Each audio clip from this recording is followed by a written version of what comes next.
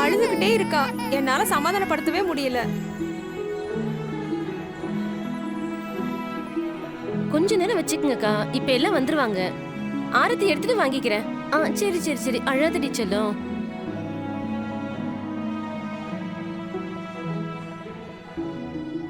கொஞ்ச நேரம் மட்டும் அழாதடா செல்லம். அம்மா இங்க தானே இருக்கேன். நானும் என்னென்னவோ விளையாட்டு காட்டிட்டு இருக்கேன், அழுகையை நிறுத்தவே மாட்டேங்கிறா.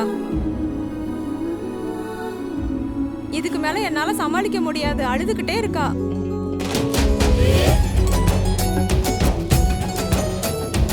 சரி இருங்கக்கா, நான் கொடுத்துட்டு வந்துடுறேன். இதை கொஞ்சம் பிடிங்களேன் ப்ளீஸ்.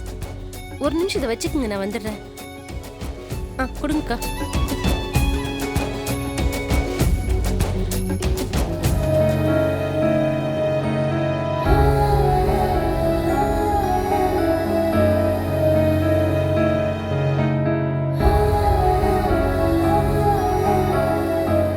நீங்களே சுத்திட்டீங்களா? தேங்க்ஸ்ங்க.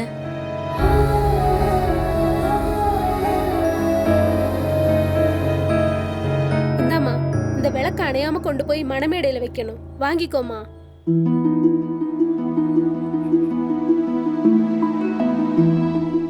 ராகவி, ஒரு கையால இந்த தீபத்தை மறைச்சுக்கோ, அணையாம மண்டபத்துக்குள்ள கொண்டு போனேன்னு. வாமா.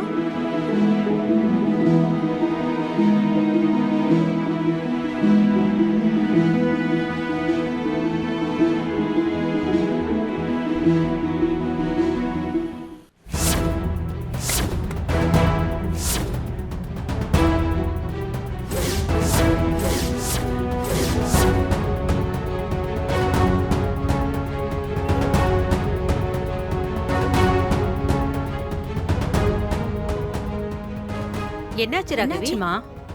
கால் தடுக்கிடுச்சு. அதெல்லாம் ஒண்ணும் இல்ல ராகவி, இந்த விளக்கு எடுத்துட்டு போ. இருமா, விளக்கெல்லாம் கை மாத்த கூடாது, நீயே எடுத்துட்டு போய் உள்ள வை.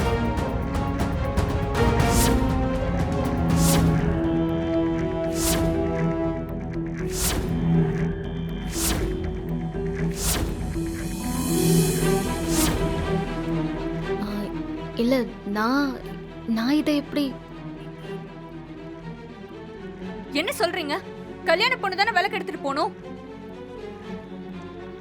அதானே, கீழே விழ போறாளேன்னு என் பொண்ணு பிடிச்சா, அவ எப்படி விளக்கு எடுத்துக்கிட்டு போக முடியும்? விளக்கு கை மாறிடுச்சுன்னா திரும்ப மாறக்கூடாதுன்றது சம்பிரதாயம். பொண்ணு இவ்வளவு தூரம் எடுத்துட்டு வந்துருச்சுல,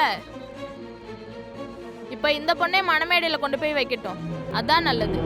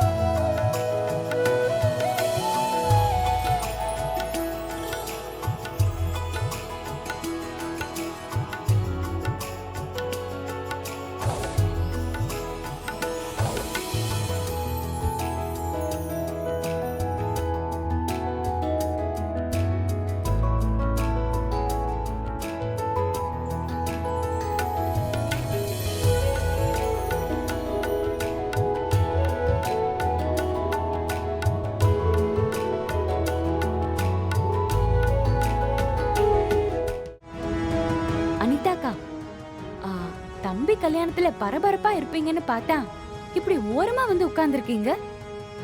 நான் எங்க இருக்கேன், என்ன பண்றேன், ஃபாலோ பண்றது மட்டும் தான் உன் வேலையா? எங்க போனாலும் பின்னாடி வந்து ஏன் இப்படி டார்ச்சர் பண்ற? நான் ஒவ்வொரு தடவையும் வந்து என்ன சொல்றேன் அதை யோசிக்க மாட்டீங்களா? கோவப்படாதீங்க, நிதானமா யோசிங்க. ரஜினி அக்காக்கும் பார்த்திபனுக்கும் கல்யாணம் பண்ணி வைங்க, அதான் நல்லதுன்னு சொல்றேன். ஆனா கேட்க மாட்டேங்கிறீங்களே. முடிஞ்சு போன விஷயத்தையே தோண்டி விளையாடாத ராதிகா, இரிட்டேட்டிங்கா இருக்கு. முடிஞ்சு போன விஷயம் ரஜினி பார்த்திபன் கல்யாணம் நடக்க போற விஷயம். நீங்க ஆசீர்வாதம் பண்ண ரெடியா இருங்க.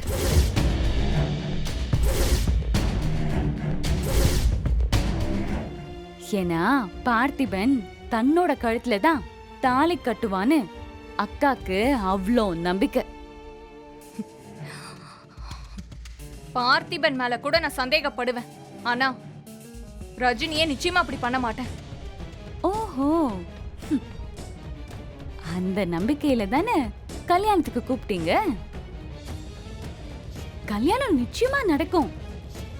ஆனா நீங்க ஆசைப்பட்ட மாதிரி இல்ல, அக்கா ஆசைப்பட்ட மாதிரி. ம்?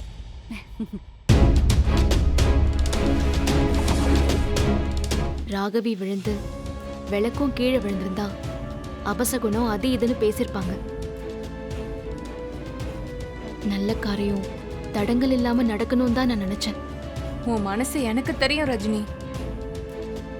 ஃப்ரெண்ட்ஷிப்காக உன் காதலையே விட்டு கொடுத்தவ. யார் என்ன சொன்னாலும் நான் உன்னை நம்புறேன்.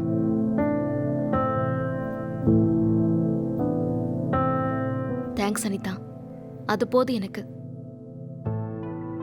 நிச்சயமா நீ ஆசைப்பட்ட மாதிரி இந்த கல்யாணம் நடக்கும். அப்செட்டா இருக்காத. இல்லடி, நடந்ததை நினைச்சு ராகவி அப்செட்டா இருப்பாளேன்னு கவலையா இருக்கு.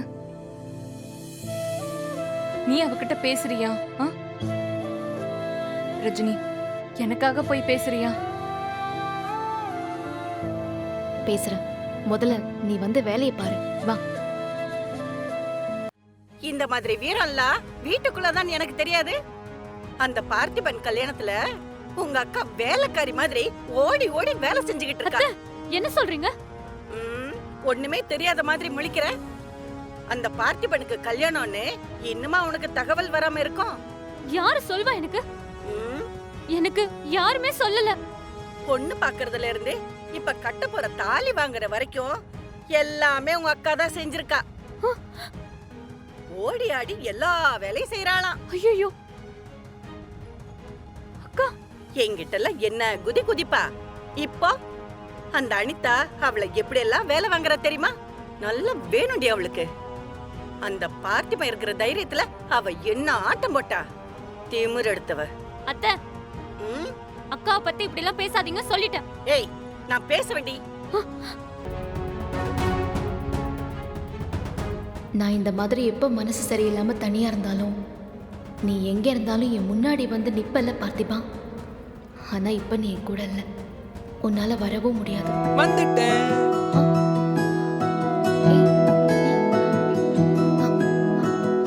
பார்த்திபா, உன்னை யார் இப்ப இங்க வர சொன்னா? நீ இங்க என்ன பண்ற? முதல்ல இங்க இருந்து கிளம்பு போ.